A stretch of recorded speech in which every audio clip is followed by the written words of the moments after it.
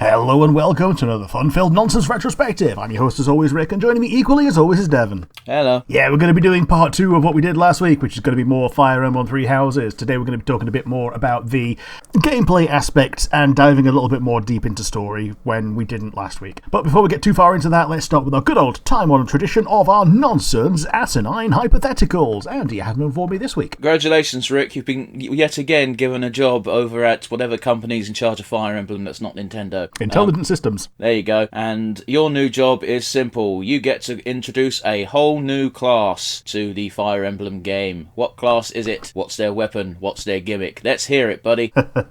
Well... man, what don't they have? Now, I will give you a bit of leeway here, because if you go back through the history entirely of Fire Emblem, they've had some wacky out there units, and by all means, if you somehow accidentally stumble on one that already exists, I will just go ahead and give you carte blanche to say, fine, we'll bring that one back and move on with our lives. Because they've had Witch, they've had Griffin Rider, you know? Yeah, like, the general archetypes are, what weapon do they use? Do they use magic at all? Is magic the only thing they do? Are they mounted? And what are they mounted on? I think as far as what are they mounted on's most unique aspect that they've ever done is Juggernaut in Fates. It's basically what was that? Was that just like an armoured horse? No, it was literally like a mechanical lion type thing. Okay. Yeah. So like I said, they're fucking out there. I guess the most out there thing that I can think of is being able to pair up a character with a beast unit and make a character that's mounted on a beast unit. That's not the nature of the question, Rick. You want to make pan riders, is what I'm hearing. Yeah, but like make a class that's all about riding and give them bonuses to riding. Have the other character do follow-up attacks as one of their own passives. I don't like that because that's quite dehumanizing. It's all right in Disgaea because they're goofy monsters and it's a stupid world, but in Fire Emblem they're meant to be people. Oh, they definitely are people.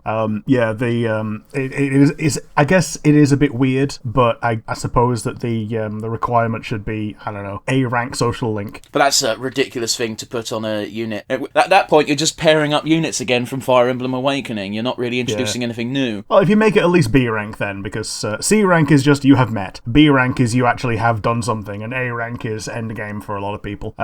Just so you don't have people like Walhart who have no respect for anyone, just sat on top of people. Well, if we're going by Awakening very specifically, they've very much limited bonds anyway. Oh, yeah. Anything that's DLC is basically you can only bond them with Robin. But yeah, I think it would be a neat gimmick for one particular game. You just want Fire Emblem to be more like Disgaea, admit it. I mean, yeah.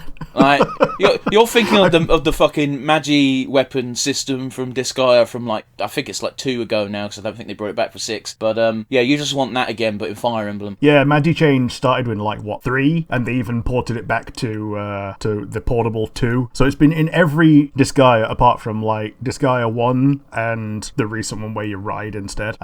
Something like that where you pair up characters and get like more buffs than just, oh yeah, they're stood next to each other and they earn social link points. So again, just to give a TLDR to our listeners, Rick's new unit for Fire Emblem is not a new unit, it's make it more like Disgaea. I think you're oversimplifying it a bit, but yeah, sure, why not? We'll move on from that.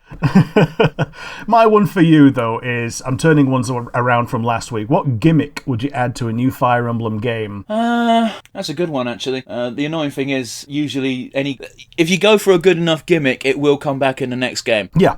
Usually just given a different bullshit lore reason for you having it. Looking at you, fucking Time Rewind.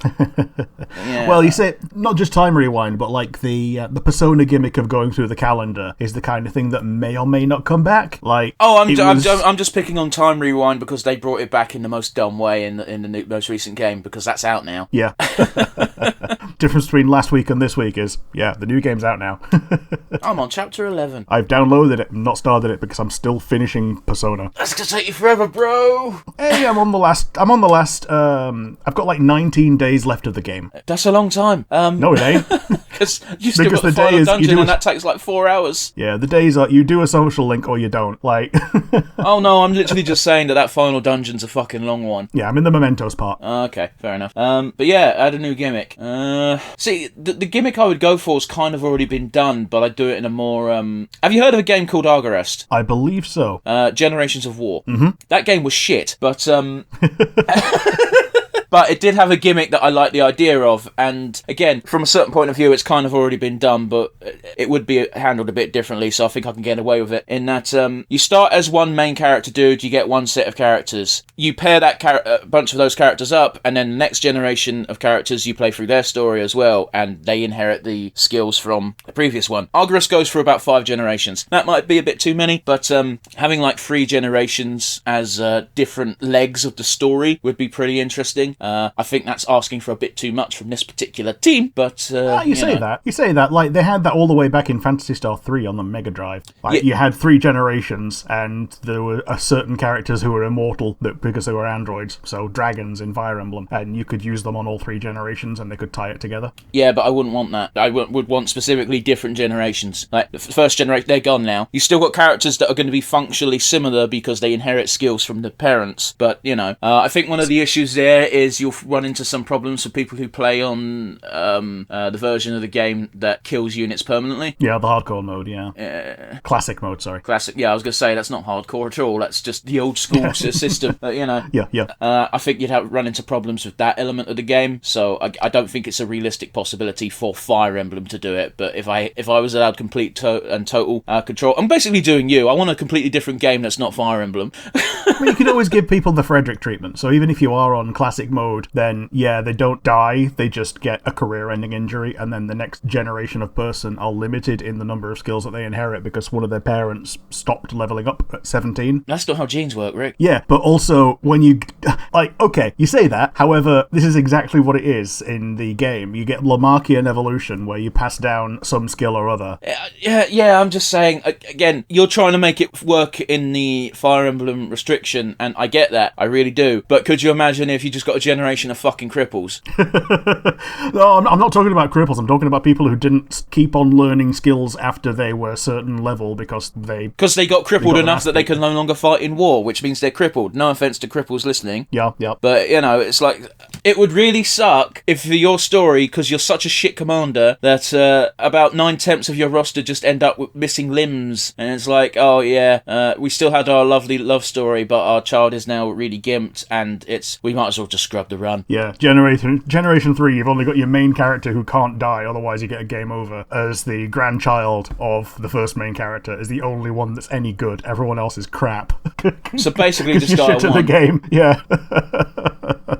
Just solo Disgaea 1 with Lahal, go. Yeah, because it's worthless. Oh, that fucking XP system was dumb. Yeah, it's a good thing that they started giving you XP for healing. For real, that blew my mind when I went back to play Disgaea 1. However, we're not here to talk about Disgaea, we're here to talk about Fire Emblem. I think my gimmick was okay for an arse pull, but it would need some tweaks. Anyway, Three Houses. Yeah. So, the gameplay in Three Houses is your grid-based, Disgaea-esque, Final Fantasy Tic-Tacs-esque. Well, really, let's be honest, it was Fire Emblem that did it first. I was going to say, out of all the games you mentioned, Fire Emblem's probably the granddaddy. Yeah. There may have been things that came before Fire Emblem, but when I looked back, I think it was the earliest game that had chessboard-style tactical combat on, like, the SNES. And if you're in America, that's the SNES. Man, the thing I'm looking forward to most is with the new system of Engage trying to get the older games popular again. I really want those re-releases. Yeah, because you said you saw Hector as a I thought teaser. it was Hector. It was actually probably Ike just with an axe instead of a sword because okay, yeah. Yeah, I've done the mental math, and if they want to include Ike as well as the twins as well as X, Y, and Z, then there's too many characters. Yeah. Another little nod at Engage. Sorry, while we're talking about that, we're going to be talking about it. We're talking about Fire Emblem. Engage has been out for nearly a week, but by the time this episode comes out, in Heroes, in the Forging Bonds things where you can get a little bit more lore from the characters that are the flavor of the month. One of them, it's the main character, Aaliyah or whatever her name is. She's go, oh, I wish we could summon our emblems. Hey, Marth, come and help me out. And then actual Marth comes along and helps because it's normal Marth in Heroes. That's pretty cool. That's pretty cool. And she goes, oh, sweet, it worked. Hey, emblem, engage. And Marth goes, what? You fucking what, Win?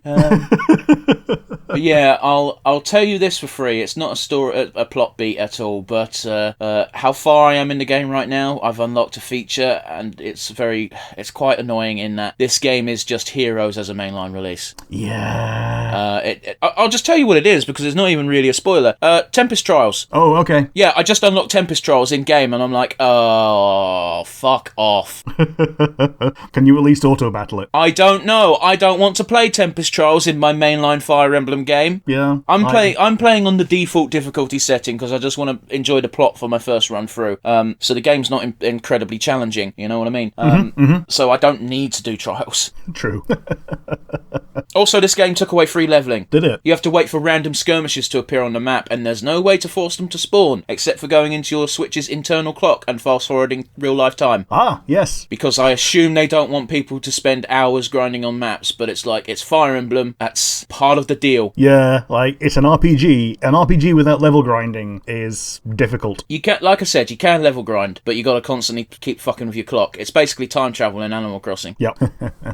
Apparently the way that works now in Pokemon is if you set it 1 minute back, then it counts it as a new day. That's weird. Yeah, it is so weird. Stop doing stuff that relies on real time, Nintendo. Yeah, it was bad enough with the 3DS where you could, put it in your pocket and you were expected to go around with it and, generate steps and touch people over Wi-Fi. Man, like, I do miss the days of Touch Pass just because it was so fun. Not fun, sort of heartwarming seeing just a crowd of people sitting in a corridor playing on their DSs just getting touch passes. Yeah. From that angle, it kind of worked, but it only works in big gatherings. Yeah, it works at universities pretty well because a lot of people had 3DSs, and like if you went to the library, 9 times out of 10 you'd get at least one or two people that you'd had before. So like I had like a level 10 ridiculously powerful person who I'd never met. Just fucking Goku off in the distance. Yeah, so I just sent them through the Street Pass dungeon or whatever you called it, and they soloed so many things, it was fantastic. The Elden Ring meme comes to mind. Which one? There's so many. What was it? Let me solo her? Oh, yeah, the pot-headed man. Yeah. Yeah, he got a sword.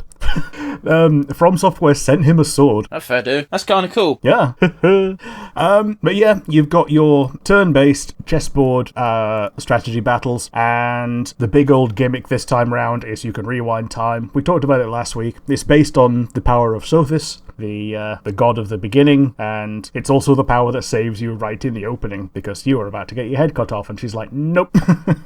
I will say this, I've played Free Hopes since last week, at least the intro, and Byleth has a massive power boost between those two games because in Free Houses he or she is level 1. In Free Hopes he's like level 2 million. Yep. At least level 50. Like, he's already got a badass nickname because only badass mercenaries get nicknames. It's so that they can call them that without calling them Byleth, where they should, just call them Byleth. But the idea was it lets you use the name that you had in your game. Hey man, Byleth's in Engage. Sweet. They called him Byleth. But then again, you also mentioned that it's not Robin. Corrin is also in it, and they're called Corrin. Yeah. Hey, can I just say it? Do you know what's a bit odd? You know how Byleth's male voice actor got in shit because of the leak that he was in Smash? Yes. It's very interesting that they still decided to use male Byleth for the representation in Engage. Oh, they replaced him straight away.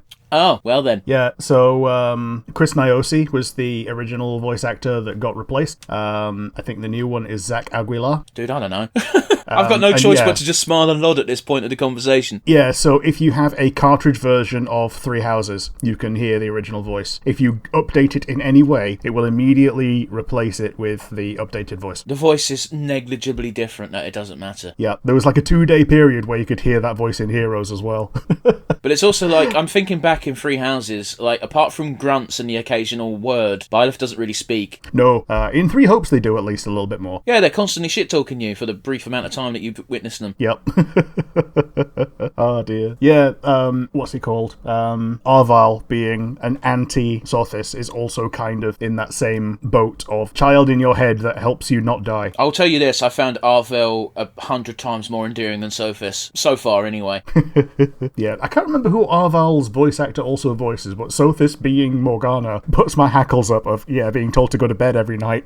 You didn't play Persona before Three Houses, did you? Yeah. I thought you didn't play Persona Original. I played Persona 5 Original, I just didn't buy Royal on the PS4, because I'd already played Persona 5 on the PS4. Okay. It was basically my sticking point of, if they release this on something else, I'm buying it on something else. And you bought it on the Switch instead of fucking Steam. Yeah, so I can play it in bed.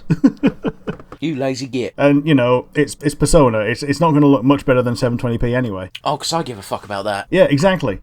Like, it's putting it through, like, computer hardware is not going to make it look that much better than putting it through Switch hardware. All it's Okay, gonna do... Rick, but I'll raise you this, mods. Why do I bring this up? Because yesterday I saw a screen cap where they literally just replaced Joker with Sonic the Hedgehog, and it's great. Okay. Man, the stupidest thing is it's Sega, so I could see them doing it. Like, you can have both of those costumes in PSO. Oh dear. But yeah, the first section of the game is the Academy phase. This is common to all routes, and it's basically the most boring part because you have to do it on every route. If you want to replay the game, you have to do the Academy phase again. You can't skip anything. The only thing that's different is the end of the Academy route, which is basically what puts you on a different route. Like, until you get to Monica, they're all pretty much standard the same. You don't really have to pay attention. Yeah, like, I think if you got the characters that are relevant to your targets, basically if you're Blue Lions or you've been recruiting people, you get a little bit more lore. So you get Sylvain talking about Miklan, and you get Ash talking about Lord Lonato. But generally, it plays out the same. And then, you get to the break point. Well, let's talk about some key events that do happen before we get to the break point, just because you mentioned it already. The very first few missions basically rely on you're exclusively in Blue Lion territory because you deal with Ash's adoptive father, you deal with Sylvain's brother, and you learn that the church does not fuck around when it comes to rebellion. So the logic is always that these people are kicking up a stink, let's send child soldiers to deal with them. This is a double-edged sword. It's not just because they claim it's because training. The reality is Rhea wants you to succeed and put down these rebellions, and then show you students what the fuck happens if you rebel against the church. Yes. Very explicitly, that is her mission statement. Double-edged sword of, it's fuck around and find out, don't rebel against me, and also, go and get some work experience. Yeah, these people are worth nothing, but your lives are worth something, so we're going to send you out with this badass mercenary so you don't die. But, get some kills under your belt. Yep. And as you said before, if this was Free Hopes and Free Hopes was canon, it would have been Jiraiya instead of Byleth teaching whatever house you ended up with. Yeah, Yaritza. Well, I prefer Jiraiya. It rolls off the tongue more naturally, Rick. That's a different person in a different show. I don't know who you're talking about. Jiraiya. It's one of the guys in Naruto, and it's also Yosuke's persona in Persona 4. Okay, fair enough. Yosuke can fuck off. And I've never watched Naruto. I don't watch shonen. Not because I've got anything against shonen, it's because you got 100 episodes for nothing to fucking happen. Oh man, I got so annoyed at Naruto when it was new. Like, yes, it was cool. Yes, it was fun. Got to about episode 16 and you were having like a third of the episode as flashbacks to things that happened just last episode. I mean, my favourite one is the meme of Deku sitting at his desk, and Suyu, aka Froppy, because she is adorable, just goes, "Hey Deku, can you stop doing that thing where you think back to 5 seconds ago?" And then it cuts to Deku thinking in his head of literally Suyu just saying that, and then it cuts back to Suyu going, "Stop it." She is the type that would do that as well. She would say, "Stop it." But there's no new information. But we've got to replay it because we're thinking back in the days where you had to watch things on cable television. So some kids needed a reminder because they're a bit slow. And also the fact that if it was on TV, you would have cut to commercial in between. Most likely. And if you went up and had a Wii and made a piece of toast, then you'd have to be told what just fucking happened. But the other two events that kind of matter, well, 3 events that kind of matter is, as we mentioned before, saving Monica, because that introduces you to, well, Monica, who's actually Kronya, doing some shenanigans. And Flane. But yeah, you rescue Flane. You also 100% confirm that Jiraiya is the Death villain. Knight, and he fucks off. Yeah, it was Manuela that does it on your behalf, really, doesn't she? Yeah. If you go to his bedroom, you find Manuela on the floor. If you do this, then time skips forward, and you skip the rest of the time that you have. So basically, you leave Manuela on the floor and Flane getting, tortured as long as possible, just to maximize your social links. It's a weird one, to be honest, but it's a flaw of the calendar system. That being said, though, it is the first glimpse we get of Manuela actually being more than just a complete mess. Oh, Manuela is really competent. She keeps pace with Hanneman as being a teacher. Oh yeah, It's no, just, I'm not knocking her. I'm just saying, every aspect of her private life that you get is I'm a mess and I hate everything. But on a professional level, she is incredibly competent. Yeah, on the professional, she's like a yin yang, a two-sided coin. Like on the one side, yes, everything professional is 100% professional, consummate professional. You will get my professional all the professional time. And then when she goes home, the shoes get kicked off into a corner, and she starts picking her ear and drinking from the bottle. Yeah. Well, you got to bear in mind this game is very Japanese, so as Rick likes to call it, the fruitcake rule is in effect. Yeah, well, the Christmas cake rule, yeah. Sorry, when do you eat fruitcake apart from at Christmas? Yeah, I thought so. I mean, I don't eat fruitcake at all, but yeah. Fruitcake is delicious as long as you know it's fruitcake when you're taking a bite. If you don't know it's fruitcake because it's covered in too much fucking icing and you think you're going to get fucking Victoria Sponge, let me tell you, that is a shock you don't need in your life. And apparently people outside of Yorkshire don't do this, but in Yorkshire it's tradition to give you a piece of cheese with your Christmas cake. It's going to be edited out, but there was a long stint of silence there as I tried to fathom why. Yeah, apparently it's you get a sharp taste of something like a piece of Wensleydale, which is, one of the most sour cheeses there are anyway. So it primes you for something more sweet. I guess, but fruitcake's weirdly kind of spicy. Yeah, because it's got stuff in it, like cloves and cinnamon. I don't know what goes into a fruitcake, but it's never sweet. Yeah. There's the old joke in the Manly Men Doing Manly Things webcomic of I've got stashes of Christmas cake everywhere around the universe because it will never go off. It's never taste bad. That being said, I don't really know what bad Christmas cake tastes like. Yeah. Because the implication being it always tastes like shit anyway. Yeah, it does.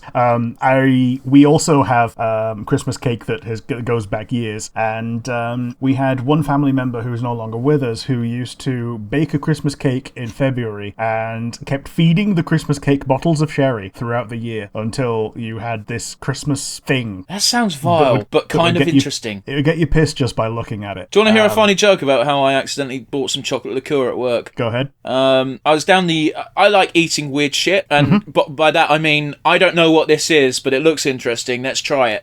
Yeah, being adventurous with food. I was down the world food section, and I saw we had a collection of Polish chocolate bars, and I was like, 50p. That's almost as cheap as a Freddo. Yeah. And I was like, fuck it. That looks like caramel. I'm going to buy this one. I took it to the self-service because I was going to have it on my break. And, it needed age verification for me to buy. So I waited for the fucking person to check it out. And as they okayed it, I went, why does this, as a fucking simpleton, by the way, why does this need age verification? But neither of us read Polish. So both went, fuck it. Weird. So I went up to the break room. I took a bite out of it and I went, that tastes okay. Yeah. I had one little segment of it, and I went, I'm now going to stuff the rest in my mouth because I now know it's okay. And that's when I took I took the bite, and my eyes started to water as my mouth is filled with the hoppy, fragrant flavour of beer. Beer chocolate. And so I tried to find the English section of the writing, and it was 1.6% alcohol, which isn't a lot, but when you put the whole thing in your mouth, you can fucking taste it. Yeah, like any like percentage of alcohol is something you can taste if you're if you're not expecting it, and B, if it's not meant to be there. Well, again, I was expecting caramel, so it was quite a shock. Yeah, for it to be beer. I assume it was beer. Again, I can't read Polish, and it just says alcohol. I was expecting it to be like whiskey truffle, and like it got to the back of your nose and like burnt your nose hair from the inside out. Well, I drink whiskey, Rick, so it's not too big of a deal for me. Yeah, true, Well, you do. I drink shit whiskey with Jack Daniels, but Yeah, corn whiskey. Yeah. right on that fucking tirade. Death Knight fucks off. The next one is the Battle of the Three Houses. I forget the official name. I think it's Gronder Field. Yeah, so there's Gronder Field, Battle of the Eagle and the Lion. That's the one. That's what I was thinking of. It's called that, and it completely avoids Golden Deer completely. The implication is because the Golden Deer didn't actually exist when the initial battle happened. Yeah, the Alliance wasn't a thing when the original battle was there. So they're just now taking part in a three-way. Giggity giggity, yeah, giggity goo. I think this is if you on certain routes, this is the only time you get to face Hanneman and Manuela as enemies. They don't actually join the fight. Do they not? This is after Manuela has suffered her injury, so she can't fight, and then Hanneman bows out as well, out of respect. But they say because Byleth is pretty much a child compared to them, it's okay for him to still compete. Sure. I will be defaulting to him when I mention Byleth, by the way, people. I know it can be either or. It's just mine was male, therefore that's what my brain does. Yeah, mine was the girl, because I think that character looks so much better. They look the fucking same! They're the exact same character, but female Byleth has got some big tits and longer hair. That's the only difference. Yeah, exactly. Looks better. Okay, man, whatever. But yeah, it's not really important. Nothing happens important-wise. That was bad English, but you know what I mean. As far as plot goes, it's just an important battle for you to flex your dick. By the way, they even state before you fight the fight that the winner is not the person who actually wins the battle. It's whoever defeats the most opponents, which is the dumbest way to determine a winner. Yeah, I can kind of see it, but also, how would you not win the battle unless you just... I suppose you could do the Claude thing of letting everyone else wipe each other out, and then you just pip the one winner from the two that fight, and you got a pristine force. Yeah, which is how anyone would do that, strategically speaking. Yeah, so it's basically telling you, don't be Claude. That's like saying, like, okay, Rick, there's a match in WWE called the Royal Rumble, which, funny enough, will be happening tomorrow night when this episode comes out. Sure. 30 men enter the ring. Last one standing wins. So the person who wins the match is the last one in the ring. However, how fucked would it be if it's like, no, you don't win. This person wins because he eliminated 10 people. That's a third of the entrance. I mean... But he's not the last one standing, so he didn't fucking win, did he? Fuck off.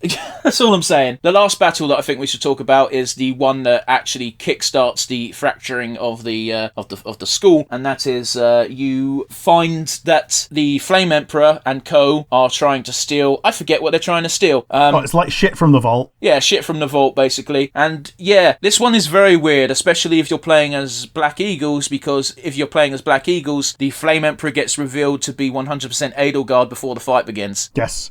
This is also after you've had social links with her where she asks you things like, if you got to talk to the Flame Emperor, what would you say to them? And one of the things you can say is, I actually agree with being against the church. And she's like, ha ha ha ha, yeah, that's a funny joke. So she just ignores you.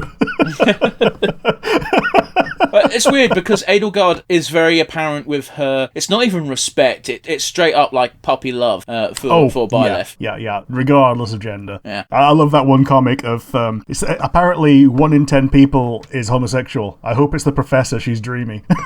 That's a good one. That's also not how statistics work, but sure. Totally not. So, my favourite go-to quote is, statistics are bullshit, because statistically speaking, everyone's got one tit and one bollock. Yeah. And here's the fun thing, right, Rick? If you tell that to the wrong type of person, they get really defensive, and I don't know why, because it's to point out the absurdity of statistics, but instead they take it as, are you calling me a woman? It's like, no, that wasn't the point at all, bro. Oh, yeah, I went completely the wrong with my assumption of what you were talking about people getting annoyed at. Go on. I was always on the side of people who are undergoing some kind of transition. And fuck me, yeah. I've not spoken to anybody who's undergoing transition. I probably wouldn't bring that up to someone who was undergoing transition to not seem insensitive. Yeah. No. The first place my brain went to when you talk about one tit and one bollock and people getting upset at it. No, I'm talking about the more common scenario, fucking basically the equivalent of British rednecks who can't fucking differentiate between a quote and me calling them a femboy. Is that word okay? I forget nowadays. Is the fucking... A femboy is okay, trap is not, apparently. Well, let's not get into the fucking politics of words, I suppose. Yeah. But yeah, this one's very important. It's incredibly important if you're on the Black Lion route. Black Lion? Black Eagles. Black Eagle route, fuck me. The Black Eagle route, because the end of this battle, you get a decision, and it's 100% in your court on what route you're going down. Are you going down Black Eagle or White, whatever the fuck they call it? Yeah, Silver Snow, the church route, yeah. You also have to have attended Edelgard's coronation to be able to side with Edelgard. I did read that. However, I feel like I didn't one time and I still got the chance, the opportunity. I think you get the choice, and she just laughs it off because you weren't supportive, so I don't know. I think if you don't do the coronation and then still side with Rhea, then the choice is there, but it's just there to fake you out. That would make some sense, because that was after I'd already done Black Eagle once, and I knew I was going to be doing Silver Snow, so I just didn't bother with that cutscene. Sure. So that tracks. But yeah, I think those are the major plot beats for pre-war phase, basically, because we get a 5-year time skip, by the way, guys. Yeah, you're not there for the 5-year time skip, and yet you show up completely fine. You can sit having a nap. Yeah, you were having a nap, you didn't require any food, you didn't poo yourself, nothing. Yeah, you're a dragon, dude. Yep. You also have a brain that controls time, so there is that. Yeah, well, how many atrocities do you want to be a part of, Rick? So yeah, when you reawaken, you reintroduce yourself to your gang, and they're all really happy to see you. And then you go and retake Garrigmac. I will tell you this: I didn't know there was a time skip during my first playthrough. So when the time skip happened, I was like, "Huh, that's weird." And then Claude came during the first map, and my instant reaction was, "Oh, my babies are grown up." Oh no, he's hot. I mean, no, I generally didn't think that. I was my initial reaction was, my babies are now adults and they're adorable, and I want them to kick ass for me. Yeah. Also, Claude comes in on a fucking Riverrun, and I wasn't expecting that. Oh yeah. We said it before, but Claude gets the most unique personal class for his Lord class, being a wyvern riding bow archer. Yeah, Barbarossa, isn't it? Yeah, it's good. Yeah. It's also fun in Three Hopes. Say again, sir? It's also fun in Three Hopes. Oh, I can imagine. But yeah, one thing I will say, I'm going to go back to Engage very quickly. I miss having so much easy customization for classes, because we've gone back to the rigid, no, this is what you need to be this class, and it's like, you don't have proficiency in tomes, so now all of these weapons that you were having fun with are useless. Yeah. Oh, and if you want to be a max rank mage as a male, you basically have to either learn swords and become an on-foot savant, or you need to learn lances and become a dark knight. Which is no longer a class option in Engage. Yeah, fair enough. But yeah, the one that I played, Black Eagles, has you doing a tour de force of the world. You show force against the Golden Deer, the Leicester Alliance, and they basically just kind of roll over and stop resisting. But to a certain degree, you have to kill quite a few people to get to that stage, and then when you get to the home city, you actually get... I was actually surprised when they gave me the choice of sparing Claude or not. Yes, so I spared Claude, and it's good because you get some more dialogue with him later. I don't see the reason not to. Even Edelgard doesn't really put up much of a fight over it. It's just like, fine. But if you step... She does have the condition of, if you step 1 foot in Fodlan again, I'm killing you, no questions. Yeah, because he is still the Almiran Prince, possibly the king by now. Almost definitely the king, because if you did the defense mission... No, never mind, you don't kill the other guy. Nadir the Undefeated. Yeah, no, he runs away. Yeah, that's how he's undefeated. I think the logic is literally that... he knows when to fold them. Yeah, I don't want to get my China boner out, so I'm going to shut up. What a statement.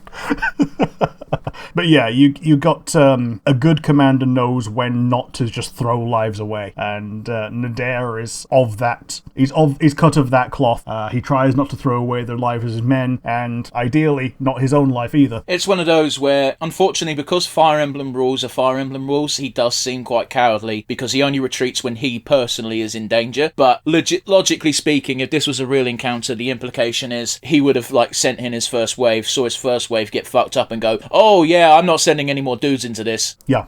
It's I mean, obviously it's gamified for the sake of being a game. Yeah. That's all I'm saying. Like every character can have a damn platoon attached to them. Like you even see them in the background when you go into little fights. That's another thing I miss. Yeah. The being able to do platoon abilities facilities and overrun and everything. It's not even... I don't miss that specifically. It's just... it feels more like you're being an army in Three Houses because everyone is leading a unit rather than just being themselves. They've always used the hand-wavy excuse of, we need an elite strike force that's just 10 dudes to get this map cleared, which is dumb. Yeah, whereas in this, it's very definitely, when you're out on the field, you've got the army, and when you're just doing something in the tomb, you probably don't have an army, because, you know, it's only this size tomb, and your 10 best dudes probably are about all you've got. But it also tracks with, you are still using a smaller force, because 10 units is like a detachment. Yeah. Like, but 10 you got to bear in mind, that 10 is then times by 30, because let's say each squad is average 30 people. That's 300 people, Rick. Yeah. That's a lot of people. Yeah. That's quite a lot of sports matches going on at once where people actually stab each other. That's one way of looking at it, I suppose. But yeah, the Black Eagle's route is mostly circled around not only putting the church out of business, which is Edelgard's final goal towards getting crests to be removed from the universe and ending the nobility as we know it, but also having to maneuver around those who slither in the dark because they are Edelgard's allies, as much as she doesn't like it. Yeah, allies in quotation marks here. Including that one map where she knows that there is one of their agents that wants to defect, and she's like, nah, we need to take this zone. It's a Kingdom of Fargus held city. There is a Kingdom of Fargus noble in charge. We need to kill that noble to make the city fall. That's Cornelius, isn't it? Yeah, Cornelia, yeah. Cornelia or Cleobulus, depending on whether you want to use... Yeah, again, that name isn't revealed unless you play Free Hopes, Rick. Yeah. Cornelia is... she's got a very good-looking character model. But yeah, she's an absolute monster. In case you couldn't tell, guys, if you want to impress Rick with your character design, just give them big tits and red hair. Yep. I have a type, what can I say? But yeah, they destroy Cornelia and her darkness golems, and then Talis goes, that was not very discreet, and then he nukes the town. Yeah, because they need to give a reason for him to nuke the town that you just invaded for Red Eagle. I keep calling them red and lions. They're Black Eagles. Because their coat of arms are red, it's fucking annoying. Everyone else is a primary colour. Yeah, everything else is the colour that it is. The Black Eagles are like, okay, we're just going to ignore this big old red fucking flag and all this red livery that you got all around everywhere, like this entire Adrestian Empire that's all red, and we're just going to focus on this little bird that's in there. That's the Black Eagle. There you go. But yeah, in the other two routes, the place getting nuked makes sense because you guys have literally just invaded, and it's like, yeah, we want to get rid of this territory because it's no longer in our control. Whereas, and also all your best guys are there, or were just there 10 minutes ago before it got nuked. Yeah, in fact, the only reason you tend to get saved is because Jiraiya is the Black Knight, and he's just like, yeah, you want to leave now. Yeah. Doesn't he sound so tired when he's speaking? Yeah, because he's got to put up this fucking edgelord.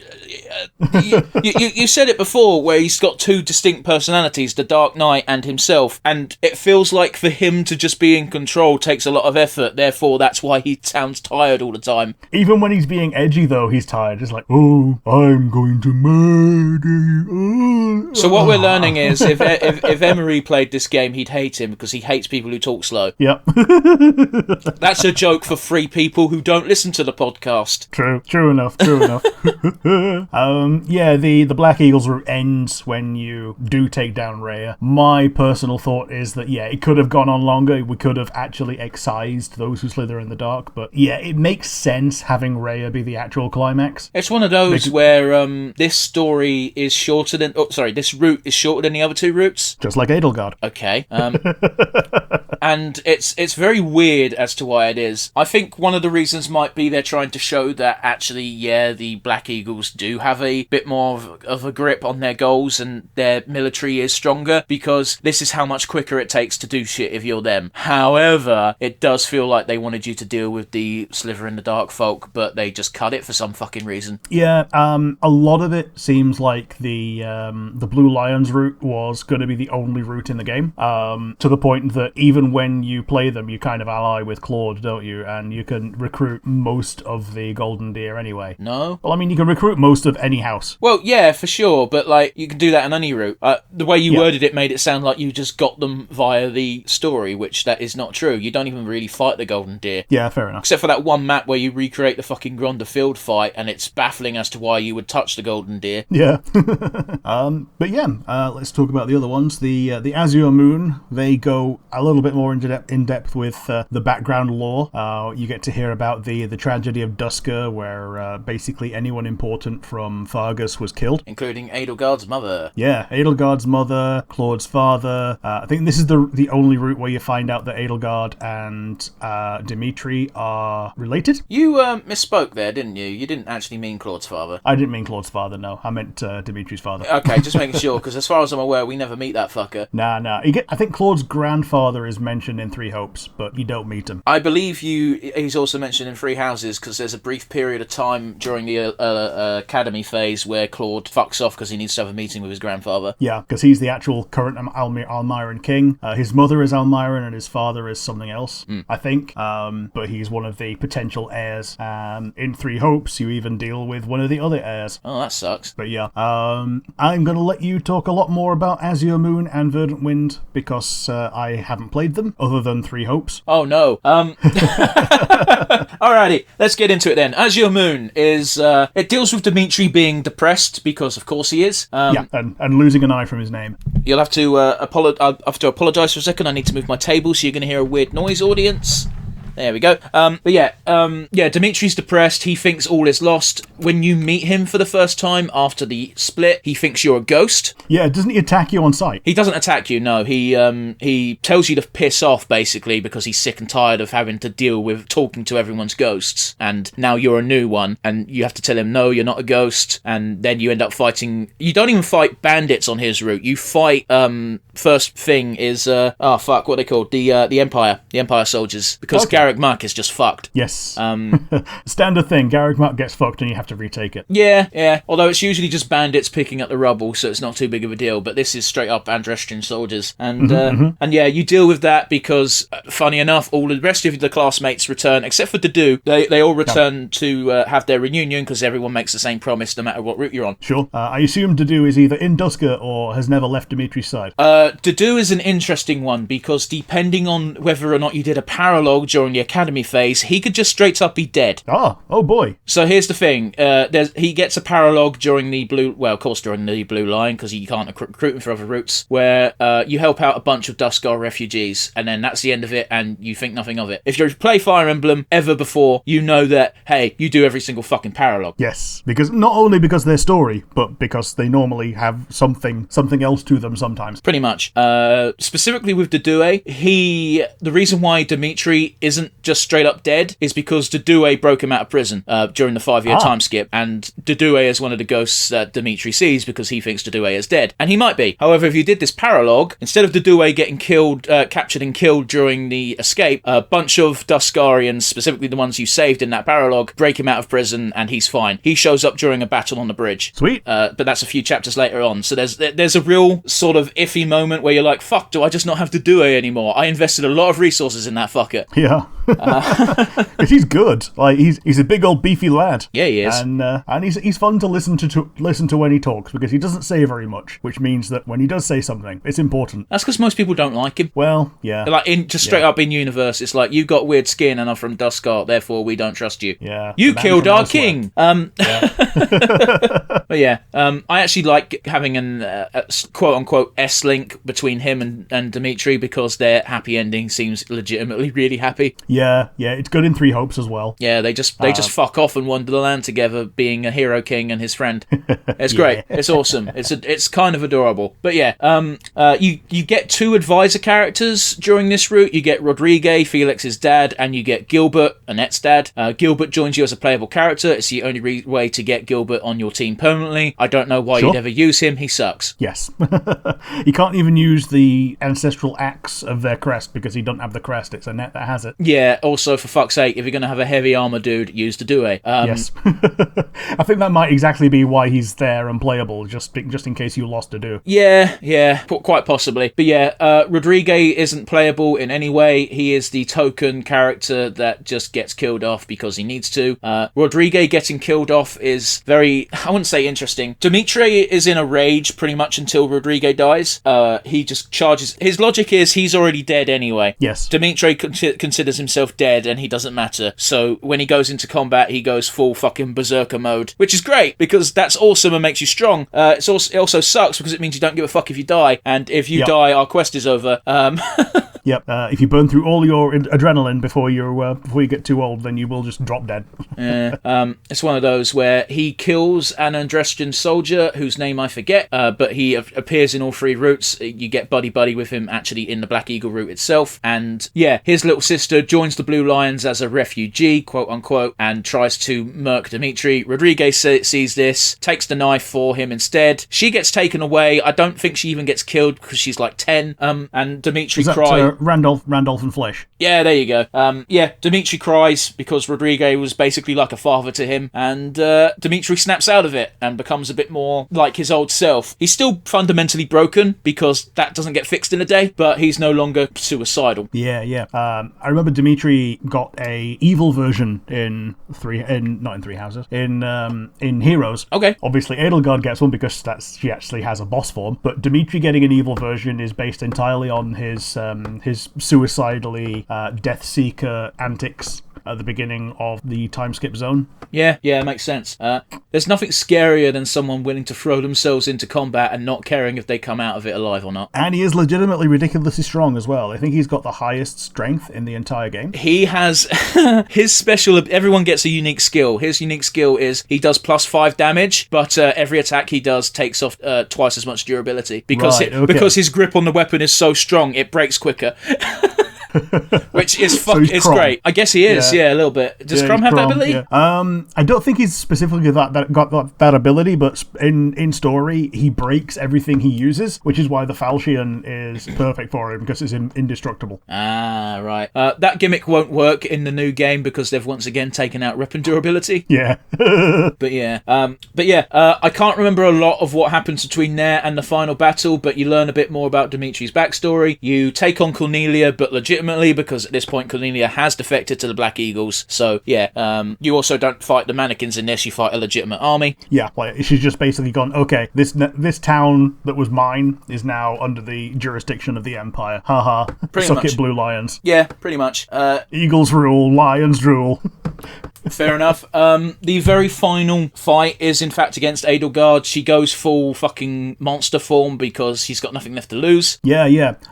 She activates both of her crest stones at once. Normally when someone activates a crest stone when they don't have a crest, they turn into a beast. Edelgard does have a crest and has 2 crest stones, so she turns into a weird giant lady. Yeah, she turns into a berserk monster. Yeah, it's called Hegemon Edelgard. Yeah. And for some fucking reason there's 2 of them. Yeah, when you beat her, you get the final end of the story. Dimitri reveals that he doesn't really hate Edelgard, but, he does. It's one of those weird ones where he loved Edelgard when they were kids. Yeah, because they were cousins. And he gave her a dagger when they were little, which apparently is a fucking thing in the kingdom, where if you give someone a dagger, you're like, I'm going to marry you. Which, cousins getting married was just a thing back then. And they're not real cousins, though, are they? Because, if anything, they're half cousins, which is even weirder. But, either way, the ins and outs don't really matter. Because when she's dying, he gives her a dagger again, and he's content to walk away. And Edelgard, being Edelgard, tries to murk him with the dagger, and Dimitri, being Dimitri, goes, no, not so fast, spear in the gut. It ends like that. It tries to have a tragic romance sort of element to it, which doesn't really work. You know what I mean? Yeah, like that ending just reminded me so much of Goku and Frieza on Namek. Giving Frieza that last little bit of energy, and then Frieza tries to use it to kill Goku. I think it's a bit different because they did establish beforehand that there was symbolic meaning between the gesture. Yeah. But I get what you're saying. I also might be misremembering it. It's been years. But yeah, it's one of those where the ending was a bit, It's also the final battle as well, so that's it for the Blue Eagles. Blue Lions. This combination of colour and animal is just really fucking me up, and I don't really know why. That's it for the pink elephants. Yeah, the Blue Lions, that's the end. You fight Edelgard. The country warriors reunited, and you never find out about those who slither in the dark. So this is a very at all. Yeah. This is a very wishy-washy ending, because you know in about a few months' time, potentially, it's all going to start again. Yeah, if you know the lore, then you know it's not over. But if you don't know the lore, then cool, yeah, you just had a cool game and things were fun. Let's talk about the Golden Deer, eh? Yeah, so the difference between the Golden Deer and in this and in Three Hopes is that Claude has had time to research the world and realize those who slither in the dark are assholes, whereas in Three Hopes he's like, nah, I kind of agree with Edelgard, the church needs to go. It's interesting you should say that, because Claude doesn't know in Three Houses about those who slither in the dark until after you kill Edelgard. Ah, okay. Like, that's just straight up not the reasoning. The reasoning is he doesn't have... the reasoning is Claude's whole deal during the time skip is to keep the Alliance out of the war. That's his goal. He allies with the Empire because he doesn't want the Empire to just straight up swallow up the Alliance, because they're twice the size of them. But he also doesn't commit any resources to the Empire, so he's not helping the attack on the kingdom. Yeah, and he's already the king of Almyra, so he doesn't have to worry about them attacking the east anymore. Yeah, pretty much, man. The reason why the Alliance is in such a strong position and no one wants to fuck with them straight away is because the Alliance keeps the border safe from our other countries. Yes. And that's just a fact. Specifically Hilda's older brother, but you know. Yeah. Good old Holst with his bum chin. I've not actually seen Holst because he doesn't show up in Houses. He's got pink hair and a bum chin. I imagined he had pink hair considering Hilda, but you know. But yeah, Claude is just happens to be at Garreg Mark, whatever, because it's that 5-year promise again. They promised to all meet there in 5 years' time, so that's why he's there. He bumps into Byleth and he's like, what the fuck? Never mind that, there's a bandit, let's kill them. And yeah, the same thing happens with the Blue Lions map, in that turn by turn you get 2 more people from your old thing. Everybody is now pretty. Yeah. And yeah, that happens. What then follows is, it's a bit weird because your goal is to save Rhea because you find out she's still alive. Okay. But yeah, it's a bit odd. It's a bit odd because Claude now has to start doing political stuff to justify going on the offense. So he tries to make an alliance with the kingdom. That fails. Yeah, because Dimitri's still in fuck everything mode. Dimitri's in fuck everything mode, and that's exactly it. You actually have a battle where the only reason why you've not got twice the amount of forces attacking you is because Dimitri's leading a strike force and they're getting distracted by that. The unfortunate reality is, at the end of that battle, you search the battlefield and you find that, Dimitri is now dead. He died in that battle. Okay. He took out a ton of people, but it didn't fucking matter. Thankfully, they don't show you like a graphic or anything, but in my mind, I'm picturing Boromir. Yeah. Except instead of arrows, it's spears. That's full on spears. Okay. That's what my mind is. Like, he got surrounded by like a dozen dudes and they just went beep. Yep. But yeah, it's one of those where, so that's why the Kingdom and the Alliance don't have an alliance, because the Kingdom's more or less done once Dimitri's dead. There's no king of the kingdom. Dodue's still fine. He goes and fucks. Oh, yeah. He goes and fucks off. We'll get back to him a bit later. Yeah, I heard about something that he does. So yeah, you and Claude lead your forces to basically through Empire territory until you get to the capital. You then fight the final map that is for the Kingdom. Okay. The only difference being that instead of 2 Edelgards, you don't get 2 Edelgards. I don't remember you getting 2 Edelgards in the first place, to be honest, but whatever. She never becomes the monster. She just fights you as her. But and then you can capture her and you get to choose whether to kill her or not. Well, before that, during this map, you do have an ally, because Dedue fucking breaks into the castle from a different area that you can't reach, and he's just on his own, walking step by step to the throne room to fight Edelgard. Yep. Because he wants to avenge Dimitri. Yeah, and you're right, once you finish this, you have a choice. You can execute Edelgard, or you can put her in prison. If you put her in prison, Dedue will kill her off screen. Yep. So it's one of those choices that isn't really a choice. Yeah, I think the only way to stop it would technically be to get Dedue killed, but I don't think that's an option. So I'm pretty sure basically Edelgard needs to die for the Golden Deer story to continue. Therefore, there is no choice. Therefore, why make you make it? Yeah. So Claude is the only remaining lord. Yeah, and after searching the territory of the castle, the rooms of the castle, when you get into Hubert's room, Hubert actually wrote a letter before the final battle, and and it was to say, hey, if in case we lose, you idiots in the Golden Deer, there's this force called those who sliver in the dark. Here's their home base. Go fuck them up for us, please. Yep. So the next map is you going to this fucking techno zone that looks nothing like anything else in the game, and fucking up those who sliver in the dark. However, at this point in the game, that is literally just Talus. Yep. I remember you messaging me when the game was new, and I think your only message was fucking dubstep. It was something along those lines of, like, of all the things in a Fire Emblem game, I did not expect to hear fucking dubstep. Yep. Like, they've been slowly getting more and more rock guitar-y, but yeah, dubstep is not the thing that you would expect. But, like, it fit the zone, it fit the theme, everything was out the blue, why not dubstep? But yeah, you kill Fails, or Phallus, or whatever the fuck you want to call him. Talus, yeah. He's dead, he's no longer an issue. You'd think this would be the finale, but no, you have to do one more map, which is Nemesis and the 12 fucking heroes for some reason. Yeah, there's this freaking victory lap, which, we said it last week, it could have been rolled in with the Talus fight, but I think they needed you to have a breather. These guys have all been resurrected by Slitherer technology. The only reason I take umbrage with it is it's so out the blue and they don't really explain it. Yep. It's a cool concept for a fight. In fact, considering the opening cutscene, I would have assumed that this was going to happen in every route. Yeah. You know, the first cutscene is... Claude give you... I was going to say, doesn't Claude give like this really like impassioned speech on like the value of friendship and on all that? I don't know, but that sounds about right for Fire Emblem. Yeah. But yeah, the opening cutscene is literally Rhea as, not Sophis, Seiros, fighting Nemesis and his heroes. So you think, why would they show us that unless we're going to fight Nemesis? And you only do it in the Golden Deer. Yeah. It's mystifying. Like, you get shown something from the distant past and then it has no bearing on anything. I think the only thing they've got going for them is the fact that Nemesis's sword is yours.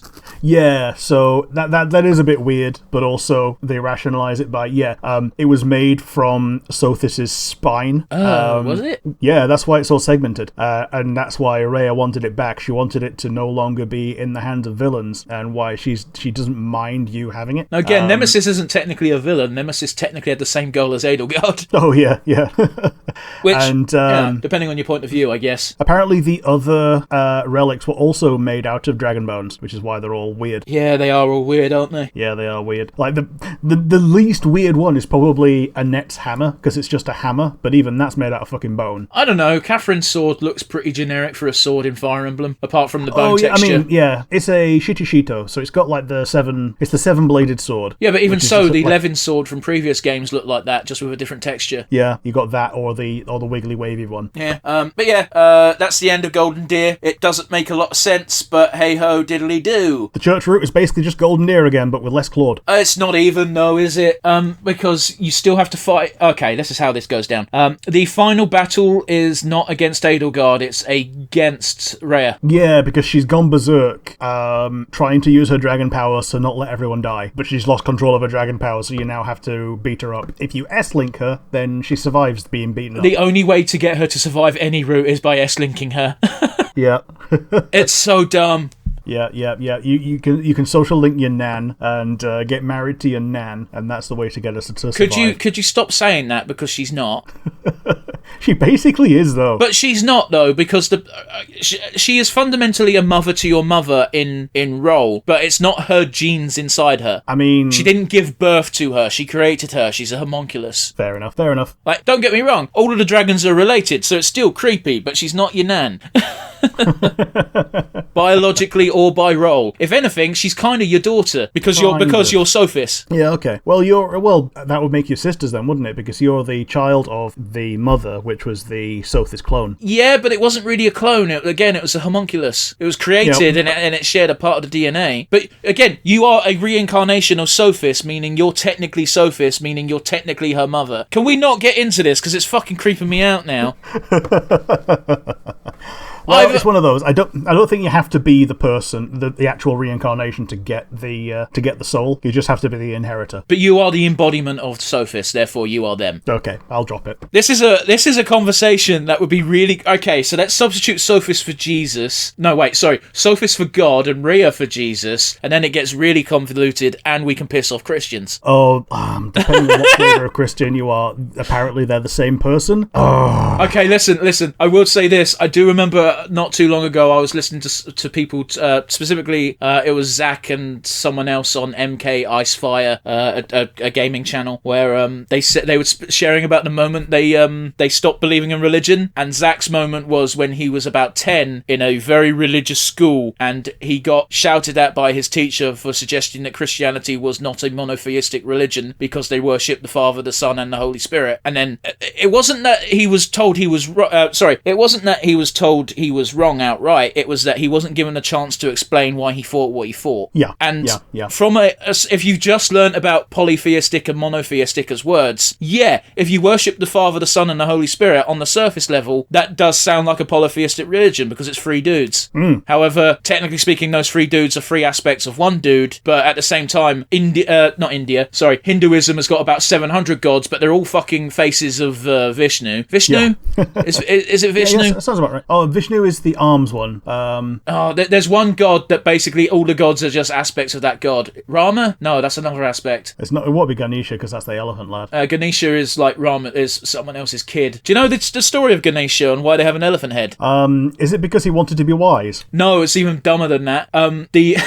Again, I'm not going to say god names because I can't remember 100% off the top of my head, but the god returned home from an extended period of time away and found a man inside his house. So in a rage, he cut off their head. And then when his wife came back, it was like, that was our son, you fuck. And he went, oh, fuck. And then attached an elephant's head to his son's body. And then the son came back to life with the elephant head. And that's why Ganesha's got an elephant head. And Ganesha is also a god of peace and super not violent. Yeah. So much so, if you play as Ganesha in Smite, you can't get credit for kills. Okay. His special ability is if you kill a god, you get an assist, and the god nearest to you gets the credit for the kill. Okay. Man, all I can think of is in The Simpsons, Apu just going, please do not offer my god a peanut. My favourite one, that's a good one, but my favourite one is when they're trying to stop Apu and Manjula's wedding, and Homer's got the elephant head on and goes, I am Ganesh, stop this wedding! And he gets stones lobbed at him as some Indians just go, Ganesh is a peaceful god. I'm just going to look this up because I can't remember his name and I feel like I'm doing a disservice. Well, they're talking about Brahma and it's not the one I'm thinking of. Oh, fuck it, whatever. Like, there is a god who in Hinduism, whose name I can't remember, who basically every major character in Hindu lore is basically just them. Yeah. I think in Japanese lore it's the Yaoyorozu, the 8 million gods. Never heard of that one, but go on. That basically any spark of divinity can be traced to the 8 million gods because, and it's normally just translated as myriad because there's fucking too many of them to count. Including Susanoo. Yeah, Susan Ooh. But like specifically like Izanagi and Izanami are the original ones. Izanagi wanted to, whenever Izanami killed people, like she basically said, I'm going to kill 1,000 people a day, and Izanagi was, well, I'll father 2,000 people a day. Yeah, I do remember that myth. Yeah, that's a pretty strong one, to be honest, as far as life and death goes. Man, seeing as we're on the topic of religion very quickly, I will say this. I do miss the simplicity of like pagan religions in the sense that back in the day, instead of immediately having a war over whose god was real and whose wasn't, most tribes would be like, this is our god so-and-so, he's in charge of the sun. And they're like, oh, we have a sun god, they're called so-and-so, I bet you they're the same guy. Yeah. Whereas nowadays it's like, I believe in God and Jesus. Well, I believe in not that. So now we must fight to the death. Yeah, half the time it's just the same God with a boob job. Oh. It's like Catholics and Protestants fucking hate each other, and the differences are like 2 lines in the Bible, and that's about it. Yeah, the main difference is transubstantiation, whether or not the blood of Christ and body of Christ actually turn into literal blood and flesh when you eat it. And the other is the Pope. Yeah, well, the Pope protects paedophiles, so he can fuck off. Yeah, giving money to the Pope and just like cash flowing up towards the Neo-Roman Empire. Listen, all we want to say, guys, is when we talk about literally the fantasy dragon Pope, we're going to talk about real religion for a bit. Yeah. Maybe we should do our rundown, Rick, because I think we tackled the main stuff for the four routes? I don't know. Is there anything you want to add? Do you want to talk about Ashen Walls quick? Oh, we can talk about Ashen Walls quick. This is the one that is the DLC, and it's super not canon, and yet it's a lot of fun. It's one of those where it's not canon in the sense that the events didn't happen, but it is canon in that the history it establishes did happen. Yeah, it can't possibly fit with any of the timelines, but also these characters just do show up in Three Hopes, so you can just recruit all four of them, and it's always fun. But yeah, you find a secret underground of Garreg Mach that called the Abyss, and these four guys just live there. Yeah, it's weird. I think they establish pretty early on that they want you to just help out with the Ashen Wolves and teach them a bit because they are still technically students. Yeah, but yeah, because the Ashen Wolves is like an unofficial fourth house, because rather than having a kingdom, it's just Abyss. It's also weird because all of them are from either the Kingdom, the Alliance, or the Empire. They're not, there's not a secret fourth nation that they just hid away. Yeah, I think Happy isn't really from anywhere, but the rest of them, yeah, they're from somewhere. Yeah, Happy's is the vaguest. Happy's a lot like Shez, actually, in that they're just kind of from somewhere random out in the universe. I think Happy's meant to be from the Kingdom. Is she? Okay. Because Yuri's from both Leicester and from the he's got background ties to the Empire as well. Yeah, because he was the one that was the friend of Bernie. Yeah, and then you got Barkus. It's not Barkus. What's his name? Barfus. Baltus. Yeah, he's definitely Alliance. Yeah, he used to be mates with Hilda's brother. Yeah, with Holston Hilda. And you got Constance, whose Imperial house got completely fucking obliterated. We're pretty sure as an audience by those who sliver in the dark. Yep. And so if Happy's not from the Kingdom, that means the Kingdom doesn't get a rep. So okay. that's pretty much my logic here. Fair enough. As a challenge, the Ashen Walls DLC is pretty fun because you can't constantly rotate your ranks to do what you want. You've got a limited roster. And it's also one of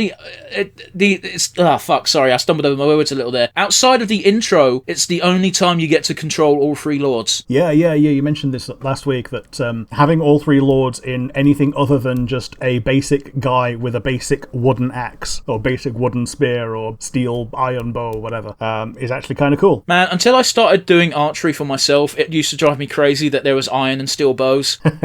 But now it's like, here's my bow. My bow's made of wood. However, all the top of the range bows are pretty much made out of aluminum and shit. Did I just say aluminum? Aluminium. Yep. I think the only time I've ever done archery, it was, it was some kind of hollow, flexible metal bow. At the end of the day, guys, if you want to make a bow and arrow, you literally do just need string and a rope. String and a rope, string and wood. String and a rope. 2 ropes. That's a flail. But yeah, it's just something flexible but also rigid, and a string. Unfortunately, I've got a recurve bow, so it's a bit more complicated than that. Oh, I mean, that's just flexible and rigid that's been pre-tensed. It's I've not got the time to explain what a recurve is called a recurve, but it basically points the wrong way. Yeah. But yeah, I like the Ashen Wolves gameplay from a gameplay point of view, except for that final boss. He can fuck off and eat a dick. Yeah, was it Elfric? I forget his name. All I know is that it was not a fun time. Doesn't he try to resurrect Citri? I believe he does, but he fucks up and becomes a horrible monster, which is kind of a theme throughout the game. Yep. Interestingly enough, he does show up in the main story once you've beaten the Ashen Wolves, visiting your mother's grave, and he just gives you something and then fucks off and doesn't return. Okay. It's not anything important. I think it's like one of your first Master Seals or something. Yeah, that is weird. Very importantly, it's during the Academy phase and before Geralt dies. Right, So he doesn't show up during the war phase at all. Yeah, because he's like a friend of Citri and Geralt. Yeah. Which is why he wants to resurrect Citri as a friend. Yeah. Apparently, he also had the Orn for her, which is also part of it. He didn't. Not allegedly. He's 100% motivated by lust, not by friendship. Yeah, he had the Orn. Now, for those of you who are not British, do you want to explain what that means, Rick? He were orny. Yeah. We do have a way with words, we do. Sometimes you don't have to dig too deep. Yeah, he had the Orny were orny. Now, do you want to rewind back in time where you decided to use your best way to describe a woman on her menstruation time was on the blob? Oh, yeah, on the blob. Oh, fucking hell. To this day, one of the most disgusting ways you could possibly describe that. All right, I think now is we could probably gush about a few other things, but honestly, this episode's getting a bit long in the tooth, and my brain's starting to hurt from remembering shit from years ago. So, do you want to do the rundown, Rick? Yeah. I guess do we have enough for another final three? What I think we're doing is instead of focus, because last time we focused explicitly on characters, now we're focusing explicitly on story/mechanics. Sure. Okay, so from the story and the mechanics, if it's applicable, do you have a favourite moment? My favourite moment was, again, I didn't know there was a time skip. When my babies showed up as adults, I was like, my babies, I'm so happy. Let's go kill some bandits. Yeah, absolutely. What about you? Do you have a favourite moment? I would say just being able to side with Edelgard, who's been more or less alone for so long, and just turn the tide in her favour. The downside being that, oh wait, no, it means that we're going to have to cut ties with a lot of other good people and neutral people. Like Seteth and Flayn didn't deserve to be thrown under the bus, which is a good thing that they can be spared in the end. I was going to say, but yeah, there's a silver lining that during that first encounter, it does imply that they do just fuck off, and they probably don't achieve much in their life, but they are alive. No. I mean, it's also implied that they were in hiding for a long ass time before they got recruited into the church more recently. That it's when Rhea found them and was like, "Yeah, I'm gonna reveal your secret unless you come and do what I say, because you're dragons and I need to keep tabs on you." And like before that, they seem to have been living like rather normal lives for thousands of years. Maybe. I mean, Seteth it's kind of fucked up because Seteth does the puppy thing with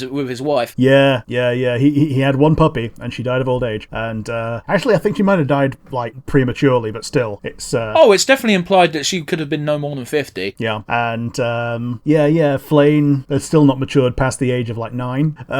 I think that Flayn is a bit of a weird one because she plays her role very well, but there's a lot of moments in her dialogue where she does betray her age. Oh, she slips up so much. I think Flayn is one of those rare occasions where they've done a character who acts young well because she is just acting young because she needs to keep up appearances. Yeah, not like Naui, who is like thousands of years old and still acts like a kid, even when she has a child who is younger than her, be more mature than her. Yeah, but you get into the dialogue as to why she's mature, it's just depressing. Yeah. Oh boy. However, we can't always talk about the good stuff. We sometimes have to talk about the not so good. Do you have a weakest link? My weakest link is going to be solely in the Golden Deer route, I'm afraid. And that is, the ending is just so weird. You go from, hey, congratulations, you've beaten Edelgard, you've stopped the evil empire. Oh, here's this other secret faction that they were secretly trying to defeat. Go defeat them now. And it's like, okay, one, this is the only route in which those who slither in the dark are fundamentally 100% gone by the end of it. Yeah. Which is weird and kind of poor storytelling. Two, that fucking ending with Nemesis. Yeah, it seems to me like it was, like Baal in Disgaea, like being a super boss finale thing that you can do, but it's kind of optional. It feels like that, and they realised, we should really make it not optional, and to do that you have to make it doable. To me, it feels like these last two fights, not even the Nemesis fight, you can scrap that, you don't need it. The fight against Talis should have been in all of them. Sure. Those who slither in the dark need to be taken out in each route. I kind of get why they didn't bother doing it for Edelgard's route, because they wanted a lot of the epilogues for Black Eagle to be, you continue fighting bravely against those who slither in the dark, but that's incredibly unsatisfying. Yeah, there's more of them than just Talis. Like, there's a bunch of them that are just NPC faces. I get what you mean. And you can tell they're NPC faces because they don't have eyes. But yeah, like you could go against the little minnows. But yeah, it would make sense to be able to cut Talis off. The only thing that would stop you from doing it with Edelgard is that any moment that you leave Rhea alone, she will be regaining ground. Yeah, again, no, I assume at the end of the story, like where you put it in Claude's, after you deal with the main threat, now deal with this. Yes. No, you can't do it before Rhea, because Rhea is an active threat because she's a dragon and she's blowing shit up like a dragon should. Yeah. But yeah. And yeah, that's something that I absolutely agree with you on, that they should have been dealt with in Edelgard's route. I also think they should have been dealt with in the kingdom route, but at least the stopping point where they're at with the information they have makes sense. Yeah.